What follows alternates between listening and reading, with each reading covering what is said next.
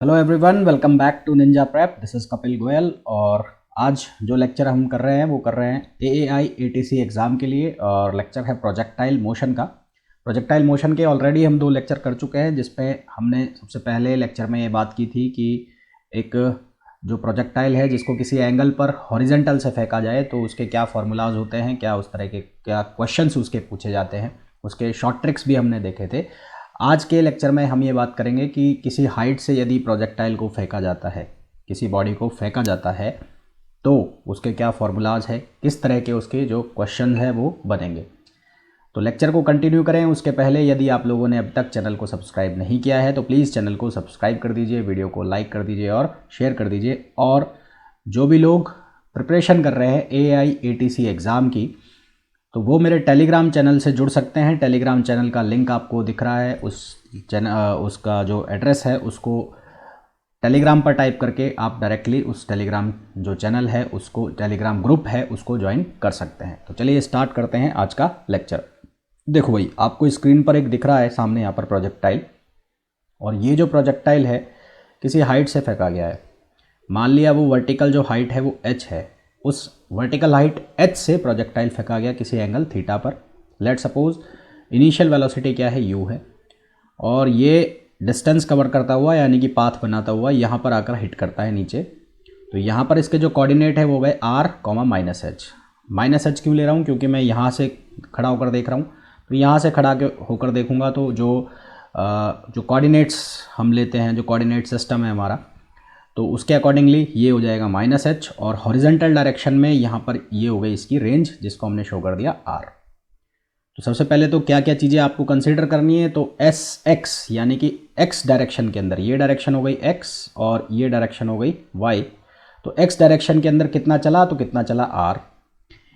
Horizontal component of velocity यानी कि ये वाला कंपोनेंट ux, ये कितना हो गया u cos theta. Horizontal direction में एक्सेलरेशन हो गया 0। वर्टिकल डायरेक्शन में कितना चला, वो चला -h। देखो यहाँ से कवर करके आया तो यहाँ तक कितना आया, -h वर्टिकल डायरेक्शन में। uy बराबर कितना हो गया, u sin थीटा, और ay इक्वल्स टू कितना हो गया, -g। तो अगर हॉरिजेंटल डायरेक्शन की बात की जाए तो for horizontal direction, horizontal direction, तो हॉरिजेंटल डायरेक्शन की बात की जाए तो अगर मैं न्यूटन की इक्वेशन लगाता हूँ, ये लगाई मैंने, Sx equals to uxt plus half axt²। तो भैया देखो क्या है कि ये तो हो गया 0, ख़त्म कहानी इसकी। तो और यहाँ पर ये ux जो हो गया u cos थीटा, और ये हो गया t। और अगर इसको आप एक टाइम बार के लिए x भी लिख लेते हो कि ज़रूरी नहीं यहाँ पर आके गिरे, यहाँ पर आके गिर रहा है, तो ये x बराबर हो गया u cos theta into T. और अगर मैक्सिमम टाइम यानी कि टाइम ऑफ फ्लाइट की बात कर लो, तो फॉर टाइम ऑफ फ्लाइट, तो टाइम ऑफ फ्लाइट के केस में यानी कि जब वो पूरा चल के आ गया, कितने टाइम तक हवा में रहा, तो x हो जाएगा r और u cos थीटा, और ये हो गया t। ठीक है, ये तो बहुत सिंपल सा है, जैसा कि हमने पहले वाले केस में भी किया था। वर्टिकल डायरेक्शन की बात कर लें तो फॉर वर्टिकल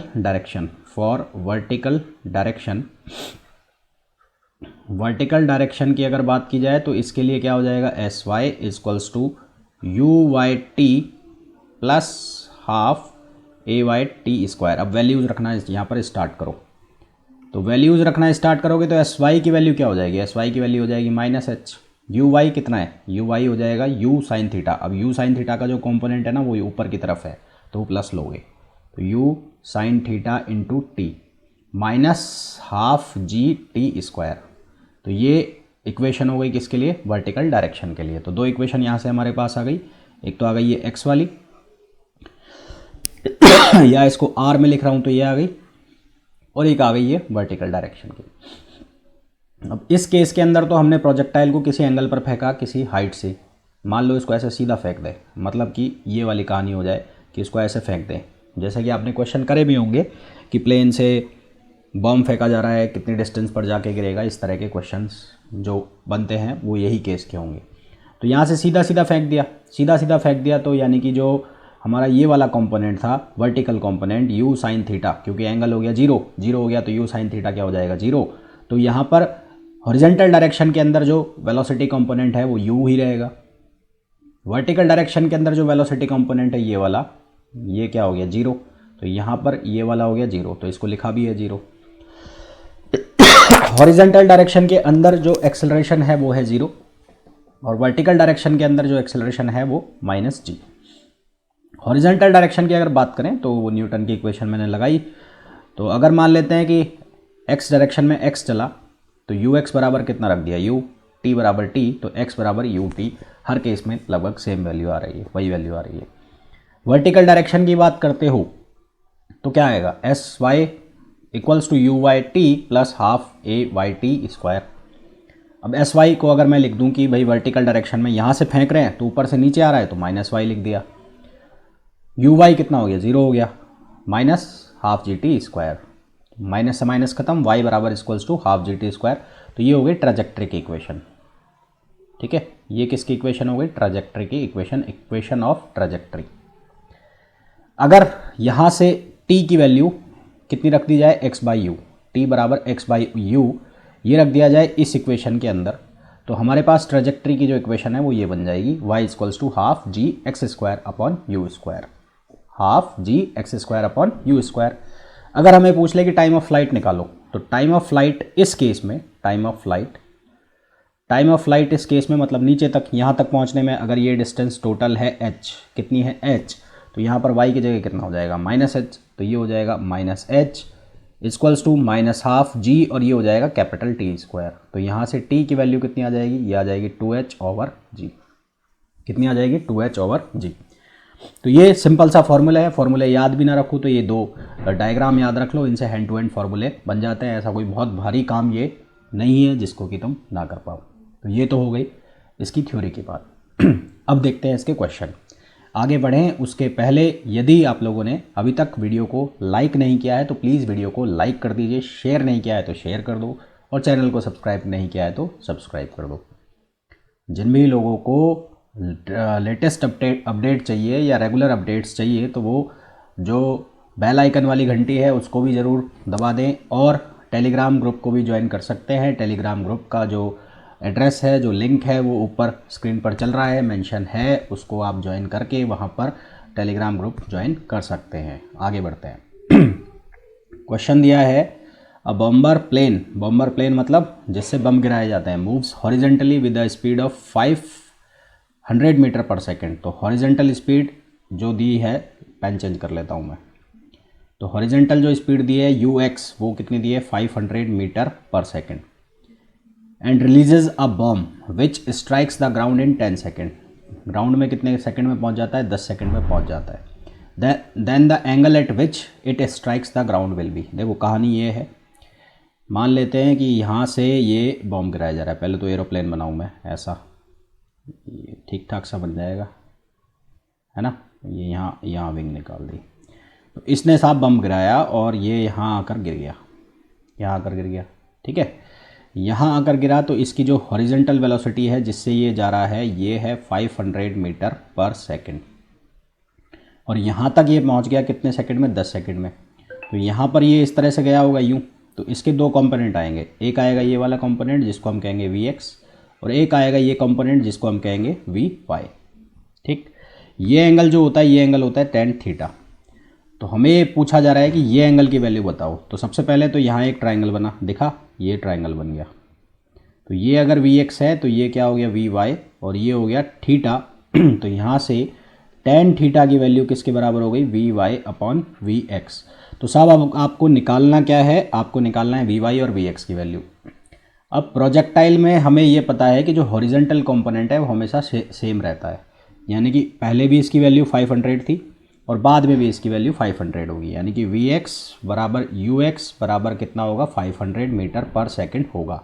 ये बात सबको पता होगी, नहीं पता है तो ये याद रख लेना कि हॉरिजेंटल कंपोनेंट ऑफ वेलोसिटी जो प्रोजेक्टाइल मोशन है उसमें हमेशा इक्वल रहता है, सेम रहता है।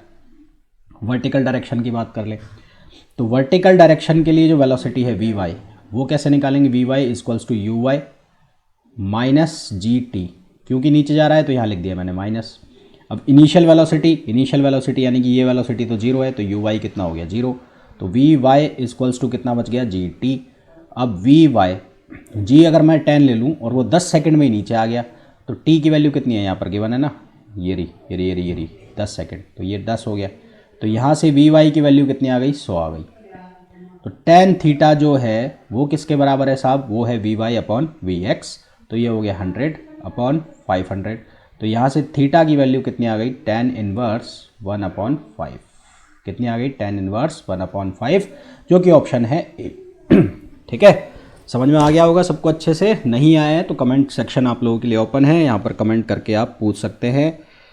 मैं फिर से रिक्वेस्ट करूँगा, अगर अभी तक भी आपने वीडियो को लाइक नहीं किया है तो प्लीज़ वीडियो को लाइक कर दीजिए, चैनल को सब्सक्राइब नहीं किया है तो चैनल को सब्सक्राइब कर दीजिए। आगे बढ़ते हैं। नेक्स्ट जो क्वेश्चन है उसके अंदर हमें पूछा है a body is projected horizontally from the top of a tower. Same कहानी, वही कहानी, top of a tower horizontally project कर दिया ऐसे, with initial velocity 18 meter per second, यानी कि ये जो वेलोसिटी है ये कितनी है, 18 meter per second. It hits the ground eight an angle 45 degree, ये 45 डिग्री पर हिट कर गई, यानी कि ये एंगल जो बना वो बना 45 डिग्री का। What is the vertical component of velocity, ये कंपोनेंट हमें बताना है। अब सबसे पहले कहानी जो मैंने अभी अभी आपको बताई कि जो हॉरिजेंटल कंपोनेंट है वो हमेशा क्या रहेगा, सेम रहेगा। तो हॉरिजेंटल कंपोनेंट यदि सेम रहेगा तो वी एक्स की जो वैल्यू रहेगी वो कितनी रहेगी, 18 मीटर पर सेकेंड। और यहाँ पर वो ट्राइंगल बनी जाएगा। तो टेन थीटा बराबर क्या होता है, V Y upon V X. तो tan 45 degree equals to V Y upon V X की वैल्यू कितनी है, 18। तो टेन 45 कितना होता है साहब, 1 होता है। तो ये हो गया कितना, वी वाई अपॉन 18। तो V Y equals to 18 meter per second, जो कि ऑप्शन है सी।